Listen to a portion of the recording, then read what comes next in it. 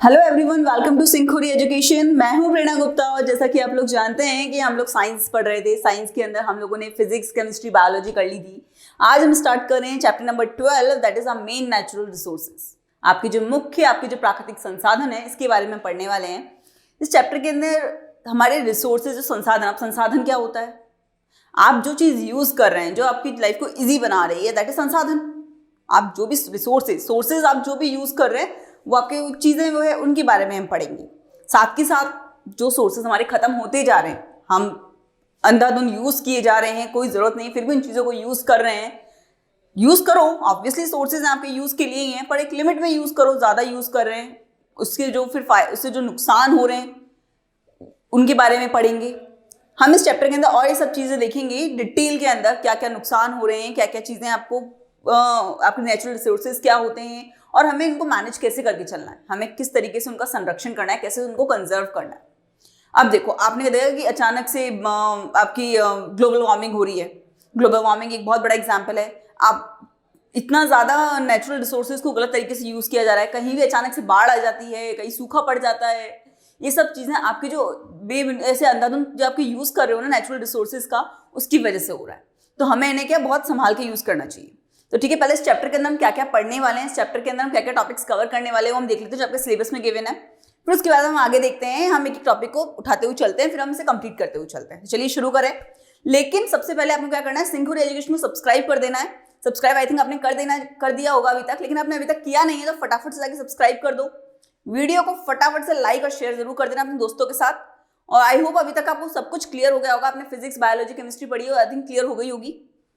तो चलो शुरू करते हैं। आपका आज से मेन नेचुरल रिसोर्सेज, आपका चैप्टर नंबर 12 है, आपका मुख्य प्राकृतिक संसाधन। ठीक है, तो पहले क्या क्या टॉपिक्स हम कवर करने वाले हैं। हम टॉपिक्स कवर करने वाले हैं, ये टोटल आपके 6 टॉपिक्स हैं। फर्स्ट आपका मीनिंग ऑफ नेचुरल रिसोर्सेज। आपकी जो नेचुरल रिसोर्सेज का मतलब क्या है, इस आपका जो प्राकृतिक संसाधन आप बोल रहे हैं इसका तात्पर्य क्या है, हम इसकी डेफिनेशन समझेंगे। और फिर हम देखेंगे types of the natural resources, यानी आपके प्राकृतिक संसाधनों के टाइप्स क्या है। ठीक है, फिर उन टाइप्स भी आगे जाके डिवाइड हो जाते हैं, फिर हम उनको पूरा डिटेल में स्टडी करेंगे। उनके एग्जांपल्स देखेंगे कि कौन कौन से आपके नेचुरल रिसोर्सेज होते हैं, फिर हम क्या नाम दे सकते हैं। ठीक है, थर्ड हम देखेंगे मैनेजमेंट ऑफ नेचुरल रिसोर्सेज, प्रबंधन। आपका जो आप किस तरीके से को मैनेज किया जाए, किस तरीके से उसका प्रबंधन किया जाए नेचुरल रिसोर्सेज का, वो हम देखेंगे कि हमें कैसे यूज करना चाहिए, किस तरीके से यूज नहीं करना चाहिए, वो सब हम चीजें देखेंगे। फिर हम देखेंगे कंजर्वेशन ऑफ वाइल्ड लाइफ, आपको वन्य जीवों के बारे में, इसको संरक्षण, जो वाइल्ड लाइफ है उसकी संरक्षण के बारे में पढ़ेंगे। वन्य जीवों के बारे में थोड़ा सा हम इस टॉपिक के अंदर पढ़ेंगे। नेक्स्ट आपका conservation of coal and petroleum. Coal और पेट्रोलियम में आपको बताऊंगी ये रिसोर्सेज है हमारे, इनकी कंजर्वेशन के लिए क्या क्या चीजें करनी चाहिए, क्या क्या चीजें हो रही हैं उसके बारे में पढ़ेंगे। फिर लास्ट टॉपिक है हमारा participation of the people in the conservation of natural resources. Natural resources की कंजर्वेशन के लिए, आपके जो प्राकृतिक संसाधनों के संरक्षण के लिए आपकी जो पार्टिसिपेशन, आपकी जो पीपल का, आपकी जो जन भागीदारी है वो किस तरीके से है, उसके लिए क्या क्या आंदोलन हुए हैं, क्या क्या आपके एक्ट हुए हैं, इन सब के बारे में पढ़ेंगे। तो ठीक है, समझ में आ गया इस टॉपिक में क्या क्या कवर करने वाले हैं। फिर आज की क्लास में क्या क्या टॉपिक कवर करने वाले हैं, आपका meaning of natural resources and the type of the natural resources. मतलब आज हम पढ़ लेंगे नेचुरल रिसोर्सेज के बारे में, बेसिक आइडिया हम अच्छे से ले लेंगे इस क्लास के अंदर कि नेचुरल रिसोर्सेज क्या होते हैं, उनके टाइप्स क्या होते हैं और किस तरीके से उनको मैनेज किया जाएगा। ठीक है, तो चलिए शुरू करें। फर्स्ट आपका नेचुरल रिसोर्सेज। नेचुरल रिसोर्सेज को छोड़ो, पहले देखते हैं रिसोर्सेज वर्ड। रिसोर्स क्या होता है? रिसोर्स होता है जो चीजें आप यूज कर रहे हैं, आप चाहे वो हो सकता है आपकी वो लिविंग हो, चाहे वो नॉन लिविंग हो, चाहे वो सजीव हो, चाहे वो निर्जीव हो, अगर आप उसे यूज कर रहे हैं, वो आपके काम में आ रही है, दैट इज आपका रिसोर्स। और नेचुरल रिसोर्स क्या हो जाएगा, जो आपको नेचर से मिल रहा है। ठीक है, जो नेचर से मिलता जा रहा है वो हो गए आपके नेचुरल रिसोर्सेज। तो उसकी स्टैंडर्ड डेफिनेशन क्या होगी आपके टॉपिक के अंदर, मीनिंग ऑफ नेचुरल रिसोर्सेज। तो पहले आपको बताना होगा आपको रिसोर्सेज क्या होते हैं, फिर आप बताएंगे नेचुरल रिसोर्सेज क्या होते हैं। ठीक है, तो स्टैंडर्ड डेफिनेशन देख लेते हैं पहले अपन, meaning of the natural resources. Natural resources क्या होते हैं? मनुष्य के प्रत्यक्ष और अप्रत्यक्ष रूप से उपयोग में आने वाली हर वस्तु संसाधन कहलाती है। ठीक है, the every object that is used directly और indirectly by the human is called resource. कोई भी चीज हो, मैंने आपको कहा कोई भी चीज हो, चाहे आप डायरेक्टली यूज करो चाहे इनडायरेक्टली यूज करो। अब डायरेक्टली इनडायरेक्टली का मतलब क्या होता है?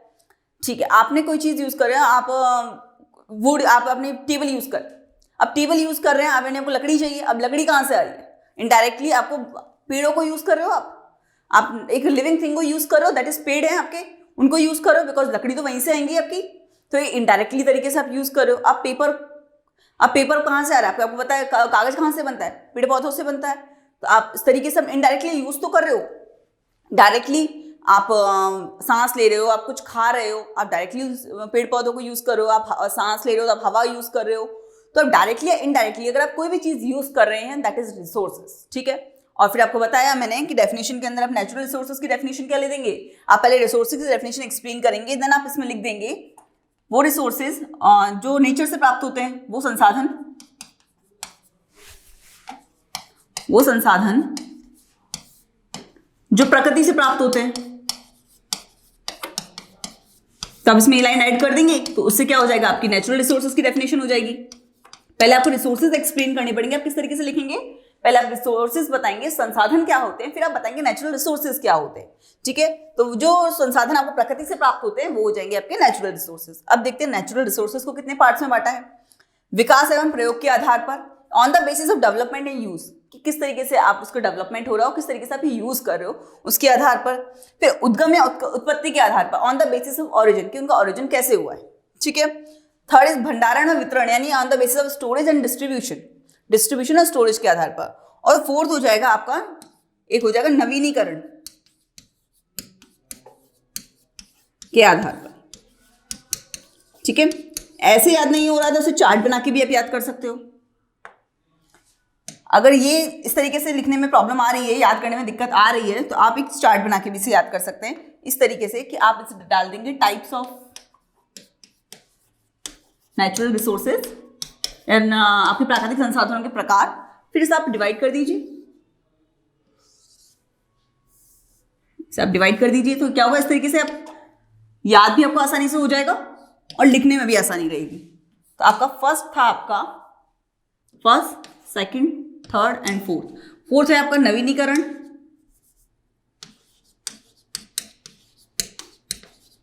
नवीनीकरण के आधार पर।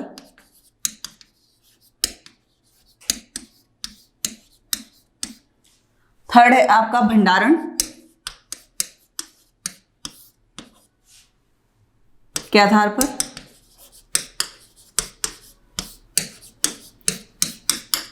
वितरण भी हो सकता है, स्टोरेज एंड आपका डिस्ट्रीब्यूशन आपका। उसके बाद है उत्पत्ति के आधार पर, यानी ओरिजिन के आधार पर।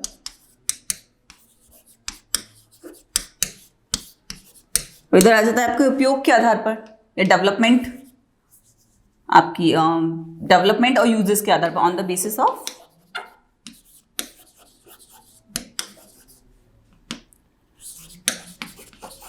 डेवलपमेंट एंड यूजेस, ठीक है, आपके उपयोग के आधार। समझ में आ गया?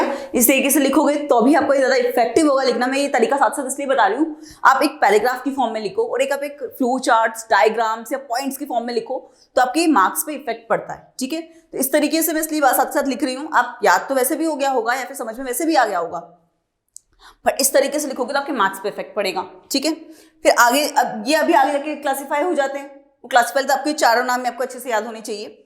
On the basis of development and use, on the basis of origin, on the basis of storage and distribution, and on the basis of renewability, ठीक है। आपके चारों नाम याद हो गए होंगे। फिर इसके बाद देखते हैं, अब इसके आगे पार्ट करते हैं, ठीक है। इसके आगे जैसे आगे जाके और भी आगे डिवाइड होते चले जाएंगे, आगे जाके और भी डिवाइड होंगे। अब इस तरीके से आप चार्ट बनाते चलिए, चार्ट बना के याद हो जाएगा। अब नेक्स्ट देखते हैं हम, फर्स्ट है आपका विकास के आधार पर, ठीक है। आपका on the basis of development and uses, विकास के आधार पर क्या होते हैं आपके। अब इसमें दो होता है, वास्तविक संसाधन और संभाव्य संसाधन, यानी आपके जो एक्चुअल रिसोर्सेज हैं और पॉसिबल रिसोर्सेज हैं। एक्चुअल रिसोर्सेज और पॉसिबल रिसोर्सेज क्या होते हैं, वो रिसोर्सेज जो आप यूज कर रहे हो, अभी एट द टाइम आप यूज कर रहे हो और आपके ऑलरेडी डिस्कवर्ड हैं, आपने यूज कर रहे हैं अच्छे से, वो हो जाएंगे आपके वास्तविक संसाधन। फॉर एग्जाम्पल, आप जैसे कि हमारे महाराष्ट्र में काली मिट्टी एज अ रिसोर्स वो यूज होती है, उसकी बहुत। या फिर आपका हो गया ईस्ट एशिया में जो ऑयल है, ऑयल इन ईस्ट एशिया, उसका रिसोर्स, ये रिसोर्सेज एज अ रिसोर्सेज हम इसे यूज कर रहे हैं अभी वो रिसोर्सेज जो हम जानते हैं वो हो जाएंगे हमारे ऑलरेडी वास्तविक संसाधन, ठीक है। एक संभाव्य संसाधन अभी हम इसे जानते नहीं है, या फिर जानते भी पर अभी हम इसे यूज नहीं कर रहे हैं as a resources. For example, आपने 20-25 साल पहले पवन चक्की आपकी जो पवन ऊर्जा थी ना, लेकिन उसे किसी ने यूज थोड़ी किया, वहां से आपकी सोलर एनर्जी पवन चक्की यूज ही नहीं होती थी, पर आज उसे बहुत बड़ा एक रिसोर्स है हमारी एनर्जी का। ठीक है, तो इस तरीके से वो उस टाइम के लिए वो एक संभाव्य संसाधन थी, पर आज की डेट में वो संभाव्य संसाधन नहीं है। अब एक है आपका लद्दाख के अंदर आपकी जो यूरेनियम को लेके जो है वो अभी यूज नहीं हो रहा as a resources, but after the 20, 30, 40, 50 years बाद वो एज अ रिसोर्स यूज होगा। न्यूक्लियर एनर्जी हमारी रिसोर्सेज है, एनर्जी रिसोर्स है ही हमारा। तो इस तरीके से जो संसाधन अभी हम नहीं जानते, जो हमें हमारे यूज में नहीं आ रहे हैं, वो हो जाएंगे आपके संभावित संसाधन, और वो आपकी जो आप जानते हो, आपने यूज कर रहे हो, वो हो जाएंगे आपके एक्चुअल रिसोर्सेज, आपके वास्तविक संसाधन। ठीक है, आप नाम से समझ जाओगे, एक्चुअल मतलब एक्चुअल में है, और पॉसिबल मतलब आपकी पॉसिबिलिटी है, ये हमारे रिसोर्सेज हो सकते हैं। ठीक है, ये हमारी एनर्जी रिसोर्सेज हो सकते हैं, ये हमारे नेचुरली हमें एनर्जी प्रोवाइड करा सकते हैं, ये चीज़ हमारे यूज में आ सकती हैं। तो ठीक है, तो इनकी डेफिनेशंस क्या होंगी, इनकी डेफिनेशंस देख लेते हैं पहले अपन। पहले तो इसे आगे डिवाइड कर लो, जैसे इस चार्ट के अंदर आप इसे आगे डिवाइड करते चलो, इसे हो जाएगा आपका, ये हो जाएगा एक तो एक्चुअल रिसोर्सेज, एक्चुअल, और ये हो जाएगा पॉसिबल। ठीक है, फिर इसके अंदर अब देखते हैं हम एक्चुअल और पॉसिबल की स्टैंडर्ड डेफिनेशंस।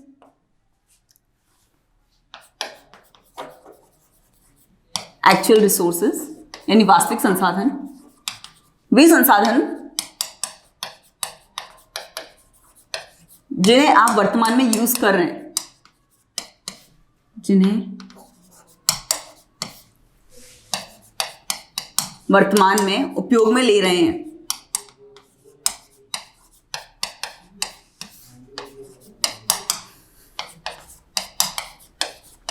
ठीक है, और पॉसिबल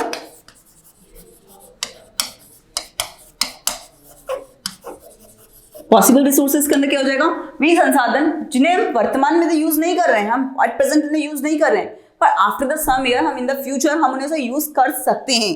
तो इसमें क्या डेफिनेशन हो जाएगी, वे संसाधन जिन्हें वर्तमान में तो उपयोग में नहीं लिया जा रहा,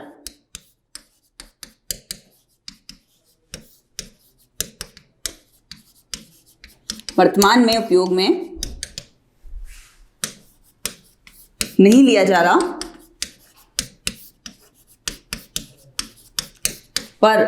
परंतु भविष्य में इसकी संभावना है, भविष्य में लिया जा सकता है।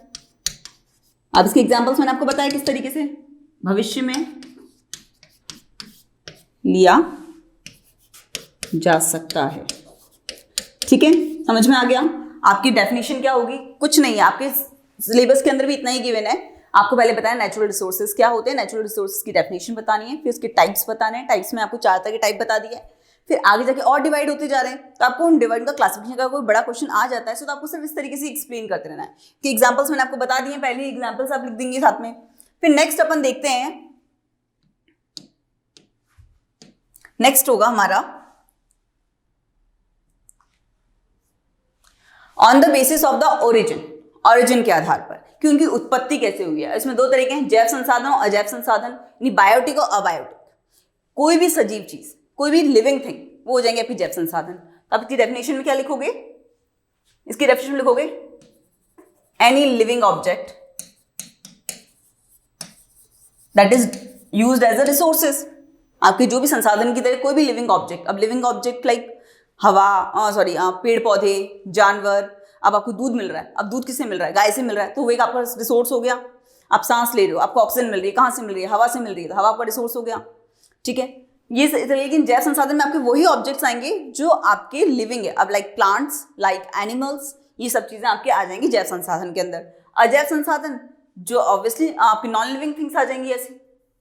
ठीक है, तो इसकी डेफिनेशन में हो जाएगी any non living thing, any non living thing. अब गाड़ी चला रहे हो, पेट्रोल चाहिए, अब पेट्रोल लिविंग थोड़ी है। ठीक है, आपका जो कोल है वो लिविंग थोड़ी है, तो ये आपकी नॉन लिविंग सोर्सेज में आ जाएंगे। समझ में आ गया, जैव संसाधन और अजैव संसाधन। अब एक काम करना, आपने जो डायग्राम बनाते चल रहे हो, फ्लो चार्ट बनाते चल रहे हो, वहां पे ये चीज लिख देना साथ में। तो लास्ट में क्या होगा, एट द लास्ट आपको सिर्फ वो चैप्टर पूरा आपको समराइज हो जाएगा आपके एक इसके अंदर। इसके अंदर आप लिखेंगे बायोटिक या फिर जैव संसाधन या अबायोटिक। ठीक है, अब थर्ड है आपका भंडारण के या वितरण के आधार पर। अब भंडारण वितरण के आधार पर देख लेते हैं। सर्वव्यापक और स्थानिक संसाधन। अब सर्वव्यापक और स्थानिक यानी आपका यूनिवर्सल और लोकल रिसोर्सेज। यूनिवर्सल रिसोर्सेज क्या होंगे आपके, जो आपको हर जगह मिल जाएंगे, इजीली आप कहीं भी मिल सकते हैं आपको, ठीक है। यानी आपके नाम से समझ जाना चाहिए कि सर्वव्यापक का मतलब है जो हर जगह उपलब्ध हो, जो हर जगह उपलब्ध, ठीक है। लाइक वाटर, लाइक एयर, यानी आप एग्जाम्पल में आप ले सकते हो वायु, जल, ये सब आपके हर जगह अवेलेबल होते हैं। स्थानिक संसाधन, स्थानिक संसाधन नहीं, कोई पर्टिकुलर एरिया के अंदर ही आपके ये संसाधन अवेलेबल होंगे। जैसे कोयला है, अब कोयले की जहाँ खदानें हैं, जहाँ आपके कोयले हैं या फिर तांबा है या कोई चीजें जहाँ उसकी खदानें हैं वहीं तो अवेलेबल होगा। तो इस तरीके से जो एक पर्टिकुलर एरिया के अंदर अवेलेबल हो, पर्टिकुलर एरिया को निश्चित स्थान पे, आप हिंदी में ऐसे लिख सकते हैं निश्चित स्थान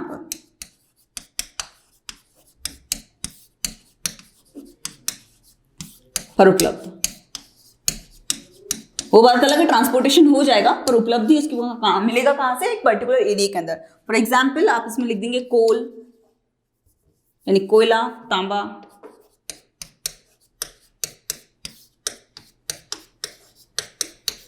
ठीक है, समझ में आ गया। On the basis of the distribution कौन कौन से होंगे आपके, यूनिवर्सल और लोकल रिसोर्सेज, ठीक है। अब क्या करना है अपन को, आपने जो चार्ट बना रहे हो उस चार्ट के अंदर वहां जाके लिख दो यूनिवर्सल और लोकल, ठीक है। कोई प्रॉब्लम नहीं है इसके अंदर, समझ में आ गया। आपके टाइप्स में कोई दिक्कत नहीं आ रही। टाइप्स में तो बहुत आसान है, सिर्फ नाम पढ़ोगे ना, नाम पढ़ने से आइडिया हो जाएगा कि नहीं इसके अंदर ये होगा। नाम पढ़ते पढ़ते आपको चीजें याद हो जाएगी। और नाम कैसे याद होंगे, नाम याद करने का सबसे अच्छा तरीका मैंने आपको बता दिया, चार्ट बना लीजिए। अब चार्ट के अंदर अपन ऐड कर देते हैं यूनिवर्सल एंड लोकल, यानी सर्वव्यापक और स्थानिक, यूनिवर्सल एंड लोकल। अब नवीनीकरण के आधार पर, यानी रिन्यूएबल और नॉन रिन्यूएबल रिसोर्सेज। अब इसके अंदर अपन देख लेते हैं कि ये कौन से रिसोर्सेज होते हैं, रिन्यूएबल और नॉन रिन्यूएबल रिसोर्सेज कौन से होते हैं। उसके अंदर ये होते हैं कि वो रिसोर्सेज जिन्हें आगे भी मिल जाएंगे, हमें कोई दिक्कत नहीं है, आगे हमें चलता रहेगा, वापस उनका निर्माण किया जा सकता है, वापस हमें उनकी वो कभी खत्म नहीं होंगे, ठीक है। तो इसमें आप क्या बताएंगे, वे संसाधन जिनका निर्माण पुनः किया जा सकता है,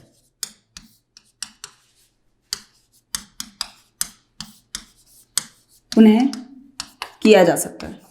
अब रिन्यूएबल समझ में आ गया होगा, तो फिर आपका ये भी समझ में आ गया होगा कि नॉन रिन्यूएबल क्या होता है। नॉन रिन्यूएबल जिनका निर्माण पुनः नहीं किया जा सकता, अब ऐसे कौन से सोर्सेज हैं, लाइक मैंने आपको कहा पवन ऊर्जा, आपकी सौर जो विंड एनर्जी है या फिर आपकी सोलर एनर्जी है, ये आती रहेंगी, ये कभी भी खत्म नहीं होंगी, ठीक है। अब कुछ ये पवन चक्कियां हैं वो बन जाएंगी, उनसे पवन ऊर्जा आपको मिलती रहेगी। तो ये रिसोर्सेज हो गए आपके रिन्यूएबल रिसोर्सेज। अब कुछ रिसोर्सेज हैं जो प्रॉपर अमाउंट के अंदर हैं, वो कभी खत्म हो गए तो हम वापस उनको नहीं बना सकते, लाइक कोल, पेट्रोल, ये वो रिसोर्सेज हैं जिन्हें वापस नहीं बनाया जा सकता, इसे कहते हैं नॉन रिन्यूएबल रिसोर्सेज, ठीक है। तो समझ में आ गया रिन्यूएबल और नॉन रिन्यूएबल रिसोर्सेज क्या होते हैं। तो इसे चार्ट में लिख दें। इस चार्ट में लिखने के बाद क्या हो जाएगा, आपको जब लिखने को आए एग्जाम के अंदर, तो एग्जाम में कैसे लिखेंगे, पहले आप बताएंगे रिसोर्सेज क्या होते हैं, फिर आप बताएंगे नेचुरल रिसोर्सेज क्या होते हैं, फिर आप बताएंगे कि उनकी जो आपने डिवाइड किया था स्टार्टिंग में 4 टाइप से, वो डिवाइड बताएंगे आप उसको कैसे डिवीजन होगा उसका।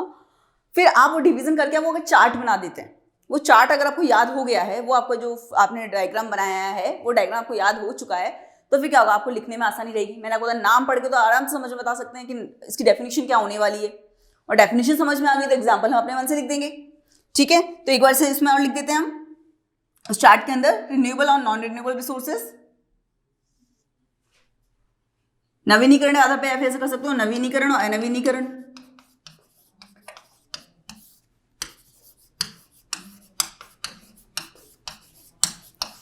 ठीक है। समझ में आ गया किस तरीके से आपका लिखना है। अगर क्वेश्चन आता है कि what is the natural resources and please explain the natural resource and types of the natural resources, तो आपको किस तरीके से लिखना है, क्लियर है। ये हो गया हमारा नेचुरल रिसोर्सेज का स्टार्टिंग, ठीक है। स्टार्टिंग हमारी इस तरीके से होगी। फिर हमें मैनेजमेंट इसका पढ़ना है, मैनेजमेंट में क्या करना चाहिए, किस तरीके से उन्हें बचाना चाहिए, क्या चीजें नहीं करनी चाहिए, ये सब चीजें अपन पढ़ेंगे, ठीक है। आई थिंक आज की क्लास में हम सिर्फ इतना ही पढ़ेंगे, मैनेजमेंट पढ़ेंगे हम नेक्स्ट क्लास में, पर आपको इतना समझ में आ गया होगा नेचुरल रिसोर्सेज क्या हैं, क्या होते हैं, हमें चैप्टर क्यों पढ़ रहे हैं, इसका आपको आइडिया हो चुका होगा। अगर ये सबको समझ में आ गया तो फटाफट वीडियो को लाइक कर दो, दोस्तों का शेयर करना तो बिल्कुल भूलना ही नहीं है। और आपको जो नोट्स चाहिए उसका मैं आपको बता चुकी हूँ, उसका आपको टेलीग्राम चैनल हमारे उसका ज्वाइन कर लेना है, जिसका आपको लिंक डिस्क्रिप्शन में मिल जाएगा। तो फिर बाकी जो टॉपिक्स हम मिलते हैं नेक्स्ट क्लास में, वहाँ कवर करेंगे। तब तक के लिए थैंक यू सो मच।